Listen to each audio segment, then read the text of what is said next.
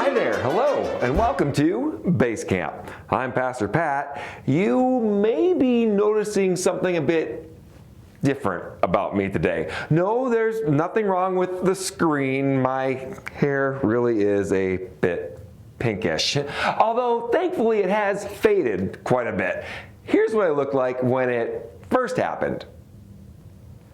You're probably wondering why. Why would I look like this?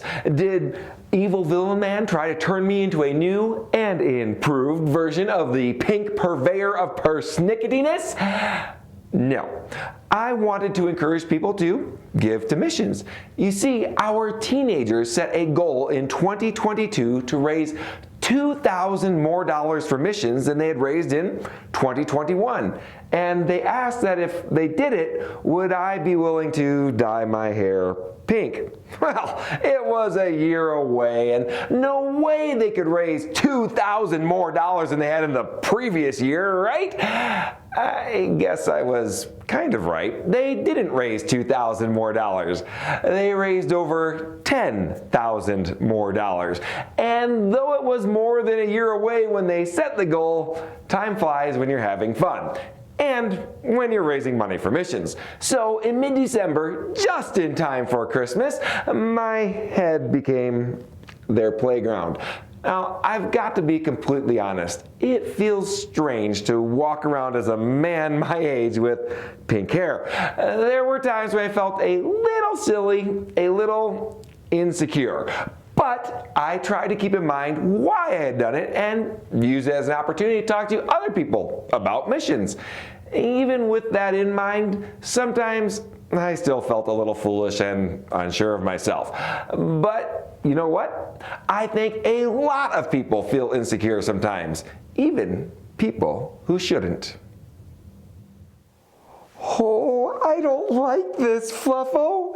This is definitely not Arkansas anymore. When I agreed to follow this Yellowstone road, I had no idea they would go through a jungle.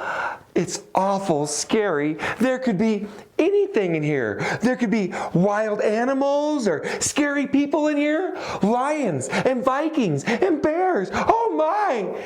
If only I'd brought a Packer jersey with me. Everyone knows that lions and Vikings and bears are scared of Packers, but I didn't. And now we could be in trouble. Lions and Vikings and bears. Oh my! Lions and Vikings and bears. Oh, oh my! I said, roar. I heard you. Then why aren't you running away scared? Because you're a lion. And of the three things I was most nervous about running into here, lions and Vikings and bears, you tend to be the least scary. I can't argue with that. It's been a long time since I've been able to frighten anybody. That's why I tend to hide a lot. You hide a lot? But you're the king of the jungle. Not exactly. What do you mean, not exactly? You're a lion, aren't you? Aren't lions supposed to be the king of the jungle? We're supposed to be, but I just can't. You can't? Why not? What if I messed it up? Being a king is a big responsibility, you know. Well, don't you want to be king? More than anything. Why?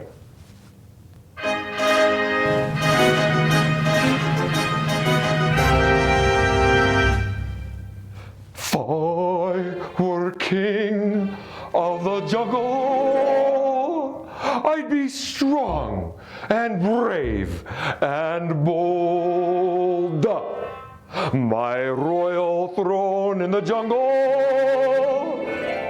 would be large and impressive and gold. I demand each creature, be it big or small, with a ruff and a ruff and a regal yowl. Ruff can't. Don't the other animals want you to be their king? Oh, undoubtedly. They keep saying, put him up, put him up, put him up on the throne. But you won't do it. Assuredly not. Are you afraid that you're not strong enough? Well, you're half right. What do you mean? I'm strong enough. I'm just afraid. So you're a scaredy cat. Oh, if I were brave enough to be king, I'd make you my court jester. As a lion, you were made to be king. You're strong enough, and the creatures want you to do it. That's true. I'm good enough. I'm strong enough. And doggone it, people like me. So why don't you do it? What if I'm not good enough, strong enough, and the people stop liking me? We all have things we were made to do. God made you a lion, which means He called you to be a king. You need to trust that He knows what He's doing and be what He made you to be. It's like He told Joshua, be strong and courageous because God is with you. So, God can give me courage? Right. In fact, He's the one who has to. Know that He made you for this and is equipping you for it. And then you don't have to be insecure. Oh, that's good advice. Maybe I should make you my royal advisor. Oh, sorry, I can't. I'm just passing through on my way to get home. I understand. They say that there's no place like That's it. what I'm learning.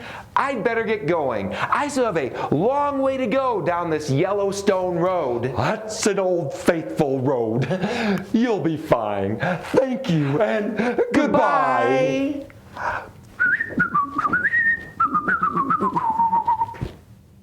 You know, the lion wasn't the first one to be insecure about being a king. In 1 Samuel chapter 10, God used the prophet Samuel to tell Saul that he was to be king of the Israelites. Then God confirmed it by pouring out His Spirit on Saul. When God had Samuel announce to the entire nation that Saul was to be king, He used a miraculous way to confirm it. Saul was even physically imposing. He was head and shoulders taller than everyone else. An obvious leader. But when it came time to crown him king, Saul was nowhere to be found. He was hiding with the suitcases. Saul never did outgrow his insecurity. When Goliath came and challenged the Israelites to a one-on-one fight, as king, Saul should have been the one to answer it. Plus, he was the biggest guy they had. But instead, he hid in his tent and ended up sending David, a little boy, to fight in his place. When the people were excited about David's victory, Saul became insecure and eventually tried to kill him.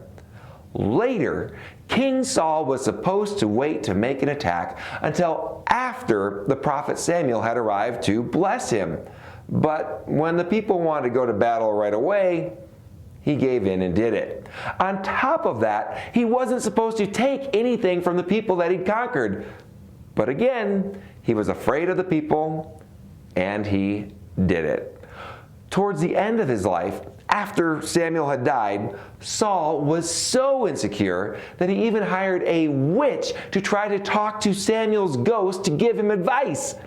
Now that's insecurity. Sometimes people try to pretend that they are humble when they're really just insecure. Humility is recognizing that God is the one who gives us the ability to do something. Insecurity is being afraid to do what you're supposed to because you don't trust God to equip you to do it. Ultimately, insecurity is a lack of faith in God. I have to do this myself, and I don't know if I can. Instead of, God called me to this, and He'll give me all the help and power I need. What is God leading you to do? What are your responsibilities? If God is calling you to something, trust Him and do it. Don't let insecurity keep you from being all that God made you to be. I'm Pastor Pat with Base Camp, a ministry of Summit Church in beautiful Bozeman, Montana. One of our core teachings at Summit Church is that God wants to empower you. Ask Him today to fill you with His Spirit, and He will give you everything that you need to accomplish what He's called you to do. You can join us at Summit Church every Sunday for services. We meet at 10 o'clock. Or if you can't be here in person, please keep joining us online. Our website is summitchurchmt.com, and you can also find us on Facebook and YouTube at Summit Church MT. Our children's ministry Facebook page is Base Camp Kids Min. Don't forget to like, comment, subscribe, and share our videos.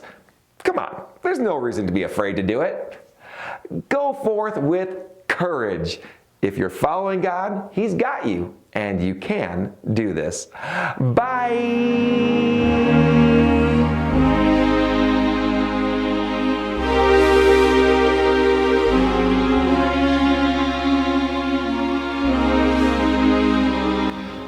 It's kind of hot in this jungle. Maybe I should have some royal ice cream to cool off. Oh no, it's melting, melting. Oh, what a world, what a world.